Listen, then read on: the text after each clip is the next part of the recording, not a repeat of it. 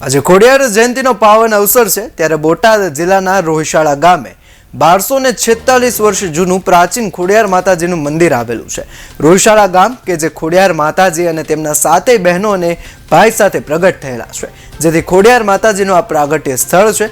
અહીં દેશના ખૂણે ખૂણેથી લોકો મોટી સંખ્યામાં દર્શન કરવા આવે છે। ભાવનગરના મહારાજને ખોડિયાર માતાજીએ સહાય કરતા મહારાજને 1800 પાદરના ધણી બનાવ્યા, ત્યારે ભાવનગર મહારાજ અને માતાજી પર અપાર શ્રદ્ધા હતી, જેને લઈને મહારાજે માતાજીને વિનંતી કરી કે મારા સન્મુખ આવો, મારા ભામેણામાં આવો અને મારા જેમ મારા લોકોનું પણ કલ્યાણ કરો। ત્યારે માતાજીએ મહારાજની વાત માની અને હાલનું ભાવનગર પાસે આવેલ રાજપરા ખોડિયાર ધામ, જે ત્યાં માતાજીએ વાસ કર્યો અને ત્યારબાદ માતાજી મંદિર બનાવવા માટે માટેલ ધામ તેમજ ગળધરા ખાતે પણ પ્રગટ થયા અને ત્યાં પણ તેમનો ભવ્ય મંદિર આવેલા છે।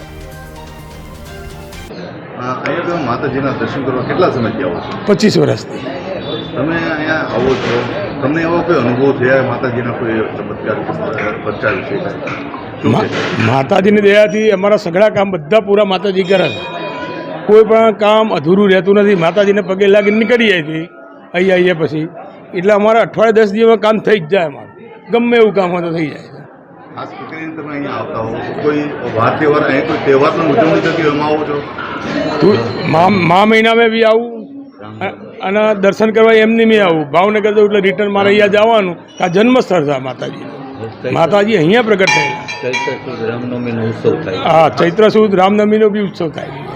ખાસ કરીને એવા કોઈ તમારા કોઈ અટકેલા કામને માતાજીએ પૂરા કર્યા? બધા અટકેલા કામ મારા પૂરા જ થઈ ગયા છે, કોઈ આમાં બાકી છે નહીં મારું। માતાજીના દર્શન કરવા આવ્યા છો શા માટે અને કેવો આનંદ?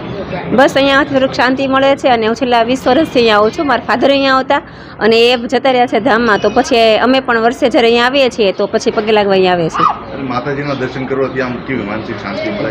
હા, મળે, કારણ કે ખોડિયારમાં છે એ કુળદેવી છે, એનું જન્મસ્થળ અહીંયા છે।